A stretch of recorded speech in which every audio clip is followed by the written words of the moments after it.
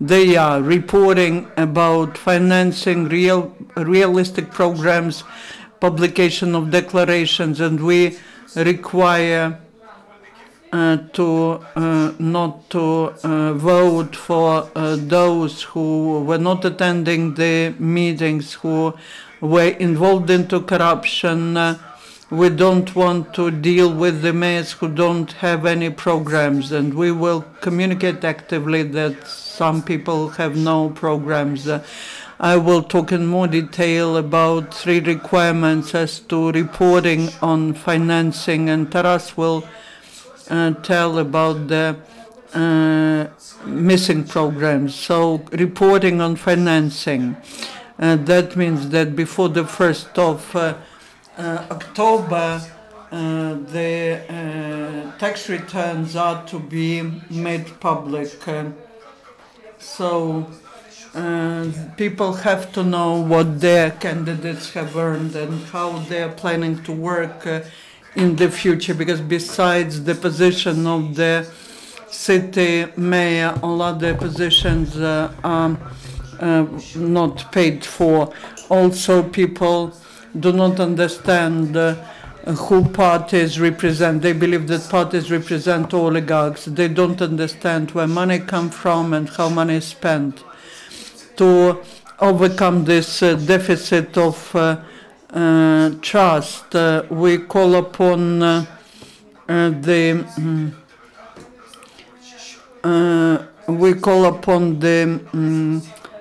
people independently till the 20th of October to make public the intermediary report for election campaign, and finally the final report till the 30th of October.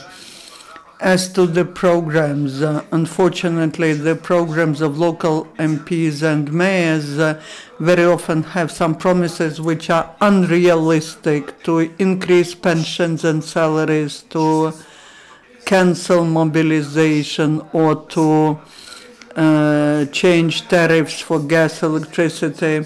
The presence of such promises means that the party or the candidate deceives you.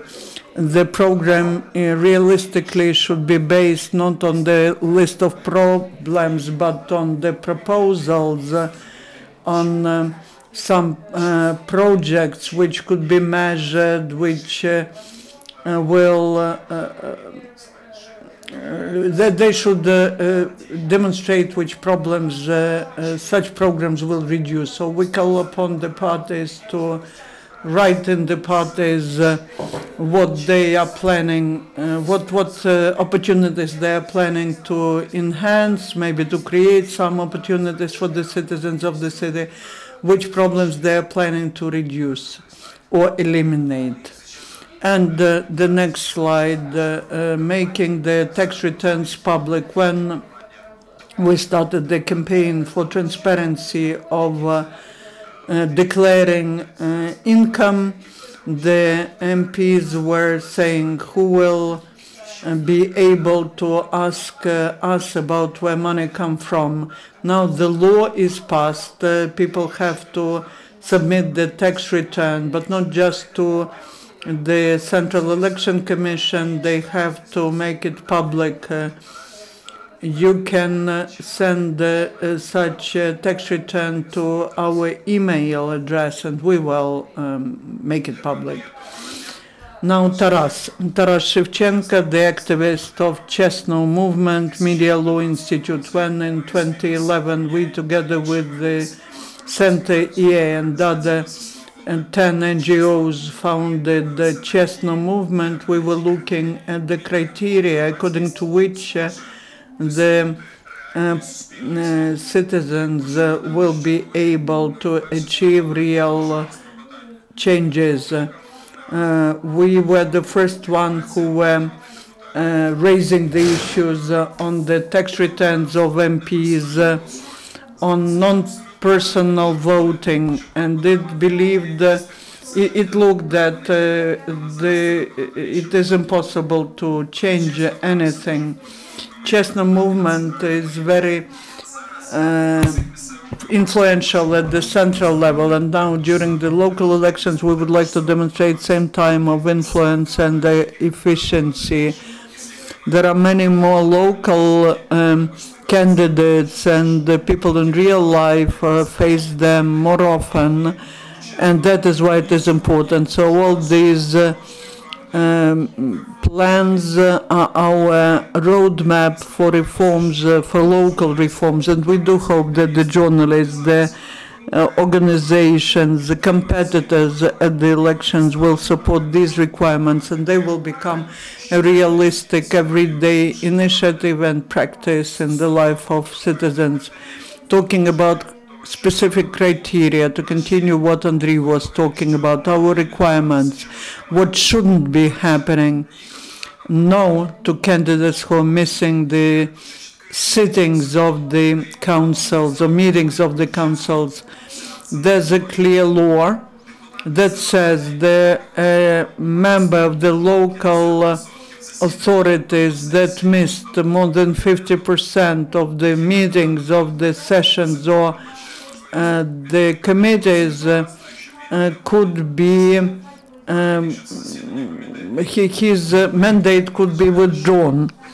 Those who are missing, well, we believe that in principle, those people who missed more than 25% of meetings, sessions, or committees have cannot be elected. Of course, why would you be electing a person who missed more than 1/4 of meetings? Also talking about the law on access to public information. CHESNO movement made many presentations in the regions where we made public all the data about those people who were missing the meetings of the councils, of the authorities. No to mayors without programs, even though the law does not require the presence of the program, but we believe that the mayor cannot be elected if he or she did not declare what he or she is planning to do, if they hope that people will react to the name, to the brand of the party, and will vote for such a person. We believe that the program is a very important document, especially at the level of the mayor, where much depends on the mayor. CHESNO movement warns the candidates to the mayors. If there's no program, that is ruining your chances to become a mayor. And the last thing, that is those against who the journalist investigations were conducted. We call upon people not to vote for those candidates that were the subjects of journalist investigations. We call upon looking at more famous journalist initiatives like our Наші гроші схеми, Слідство інфо, Українська Pravda, Center of Counteraction Corruption. We understand that there's a lot of black PR, but if you look at the leading journalist investigation initiatives, this will be a very good parameter to vote for the to define whether you should vote for this candidate or not. In the end, I would like to say that only jointly, all together, together with journalists and civil activists, we can make our local members of the councils and mayors much better servants to people if we carefully select our representatives. Then we have more chances to have good quality candidates. So you shouldn't be surprised that the local deputies candidates are robbing off people. If you elect such people, then I will add what we do with this information that we get. And people don't like the candidates, the deputies, because they don't know how to use these members of councils. We are working on the program which will be quite useful for people, and we teach people how to work with the candidates. If you are using the hairdryer which is working like which is broken and is not operating properly, you will hurt your hair.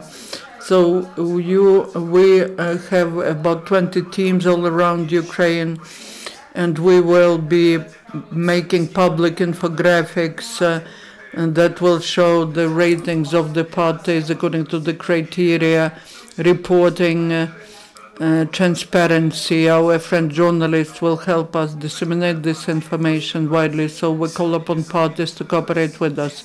Today after lunch we will send the declarations of responsibility to political parties, and tomorrow we are ready to visit you in your offices, in your headquarters, and sign such declarations. Nothing will stop this idea, and from the revolution of dignity we are approaching the revolution of responsibility. We will help make right choice. Thank you. And thank you, Andriy and Taras. Now the questions. Please introduce yourself. Channel 24. You have not informed political parties yet about your intentions, about your requirements. What will be? The political parties can ignore all that, don't they? We decided to start from the bottom, from the grassroots. We decided to see how the candidates to the positions of the mayors will be ready to meet with us and to have a dialogue.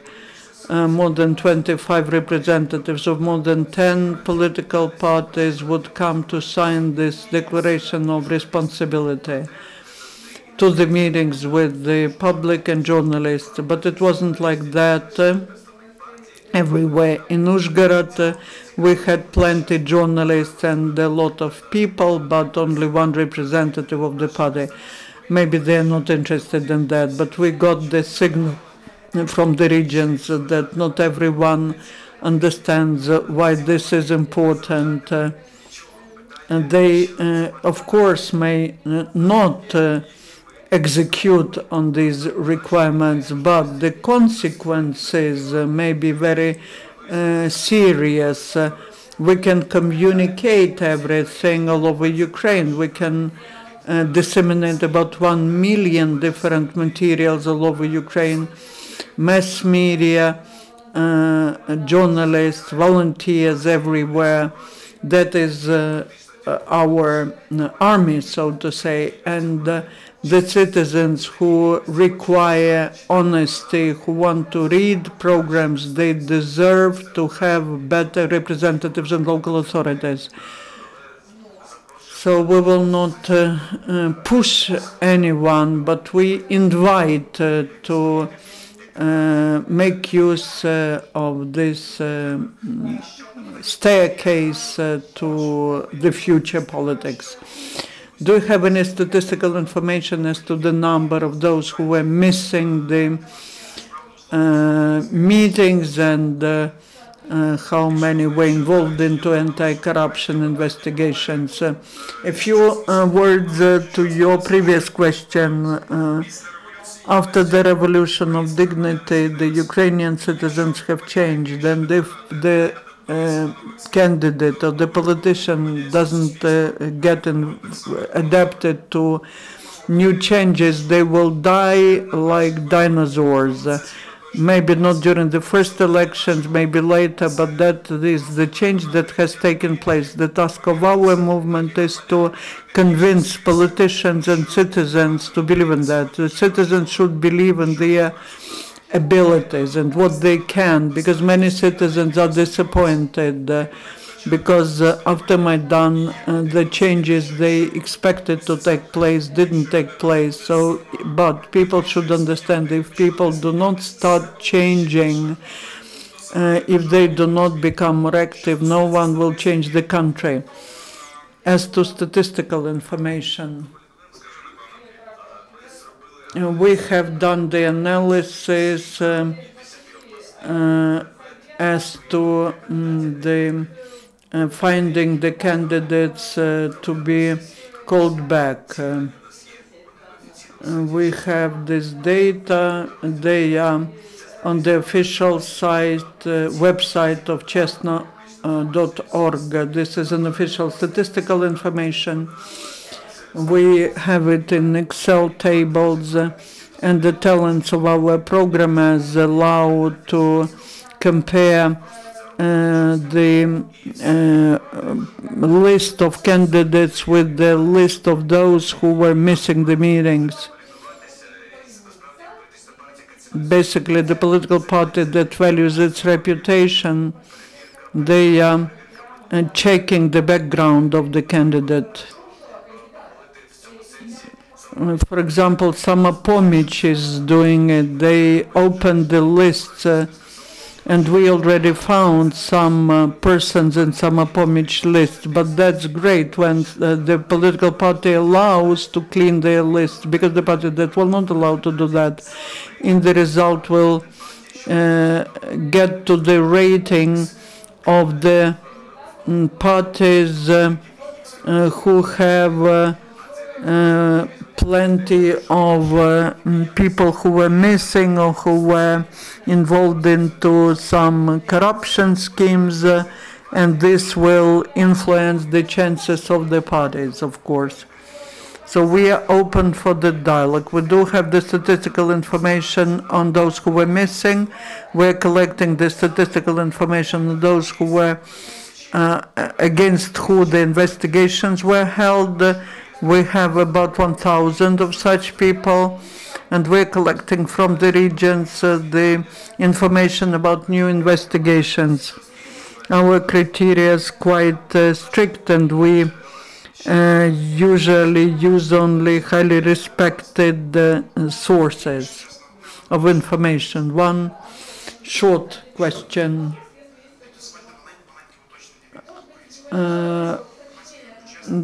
CHESNO continues to monitor the work with Kiev Council.